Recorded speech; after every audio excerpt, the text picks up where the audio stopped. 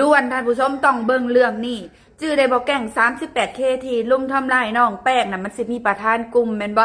มีห้องประธานอีหยังต่างๆล่าสุดก็คือแม่ของประธานกลุ่ม 38K เข้าไปนบย่อมือใส่น้องแป้งแล้วทุกคนบอกว่าบ่มีเงินเสียค่าปรับใหม่แม้แต่เงินสิซื้อข้าวกินนี่ก็ยังบ่มีว่าซั่นเขาปรับใหม่50 ล้านบ่มีเงินจ่ายเฮ็ดจังได๋ซะเบิ่งสภาพทุกคนนั้นเป็นจังไดละบาทนี่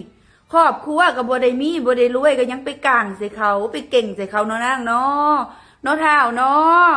ตามที่เบิ่งในคลิปน่ะมันบ่ได้มีแค่คนเดียวเลยทุกคนมันมีหลายคนแล้วก็หลายกว่า3 คนนั่นอีกในกลุ่มน่ะตามการให้สัมภาษณ์ของน้องแป้งเนาะก็บอกว่ามีผู้ชายเป็น10พุ่นในกลุ่มเขาน่ะมีองครักษ์ก็ยังว่าตามที่คลิปก่อนแอดก็เคยเว้าอยู่มีองครักษ์มีหลายคนหลายกว่าหันอีกทุกคนต้องไประดมเงินกันมาที่ละเนาะเสียค่าปรับใหม่เป็นจังใดล่ะเกิดเรื่องแบบนี้ขึ้นแม่นไผเดือดร้อนคันบ่แม่นพ่อแม่ตัวเองเนาะลำบากพ่อแม่ตัวเองเด็กน้อยรุ่นนี้นะควรไปเรียนหนังสือเนาะควรไปเข้าโรงเรียนพุ่นบ่แม่นมาก่ออาละวาดเนาะเคยได้ยินบ่ว่าสาวหนุ่มหั่นน่ะสาวหนุ่มก่อนเจ้าสิมาเป็นสาวหนุ่มได้เจ้าต้องผ่านเกณฑ์อีหยังในต่างๆนานาอยู่ในโรงเรียนนั่นเคยเป็นบ่อันสาวหนุ่มหั่น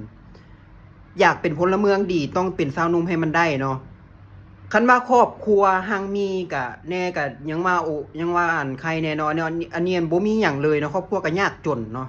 แล้วตั้งเป็นกลุ่มเป็นแก๊งเนี่ยทุกคนเขียวขอบอกเลยเนาะอันกลุ่มวัยรุ่นอยู่ลาวเนี่ยมันบ่แม่นแต่ว่าอันตรพานแบบนี้ได้ทุกคนกินน้ำกระท่อมบ่จังซี่นะสูบบุหรี่ไฟฟ้าบ่จังซี่นะทุกคน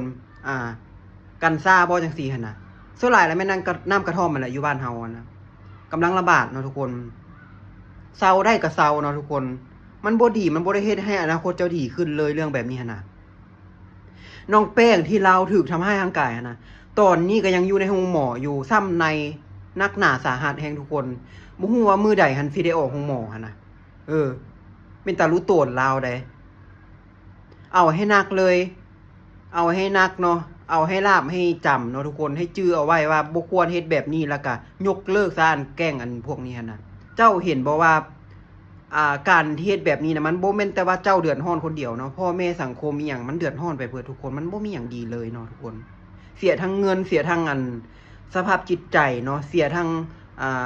หน้าตาอีหยังต่างๆเวลาออกไปใส่ก็สิมีคนเว้าให้เจ้าหั่นแหละเนาะเบิ่งหน้าเจ้าอีนั่นเด้ออีนี่เด้อบางนั่นเด้อบางนี่เด้อมันบ่ดีได้ทุกคนคนนี้นะมันเป็นอันตรพานมันเป็นคนแบบฆ่าคนอื่นตีคนอื่นได้จังซี่น่ะอายบ่ทุกคน